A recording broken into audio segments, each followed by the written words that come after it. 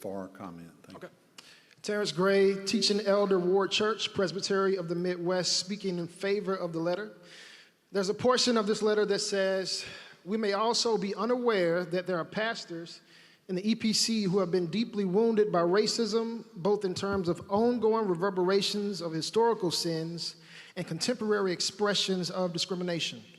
I want to say this, as your black brother in this denomination, the last thing I want is pity.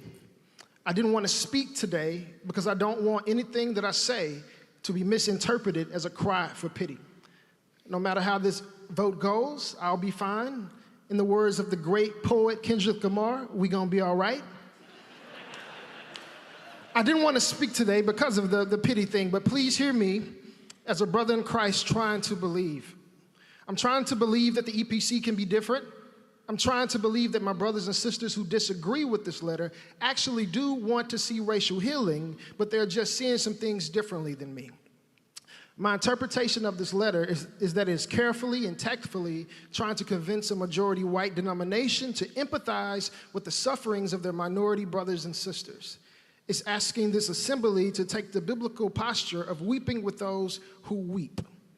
Some of us don't want to look back, but looking back at our past is necessary. If we don't think looking back is necessary, then we should remove all church history requirements from our ordination process.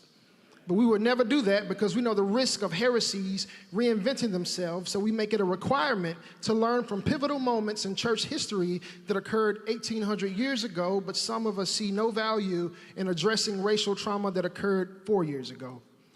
Are we so confident in our flesh that we believe that the evil of racism cannot reinvent itself in us?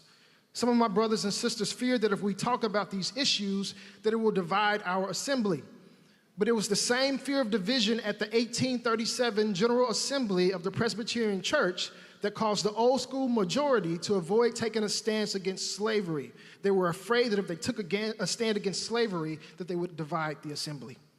I've heard the responses to this letter from many of my fellow elders, and I fear if I were to extend my hand and ask for empathy, some of you wouldn't grab my hand. And after a while, it gets exhausting to keep your arm extended. It's not amicable to ask minority leaders to adapt to an assembly where there is ambivalence, apathy, and antagonism towards our deepest agonies. Many of my brothers and sisters of color have lost confidence in the majority's culture's ability to empathize, and therefore they no longer see assemblies like ours as an option. This is not a threat, this is just raw data that breaks my heart. See me as a brother in Christ that's trying to believe. I'm in favor of this letter due to its commitment to biblical principles and biblical language. Thank you to the committee. Thank you.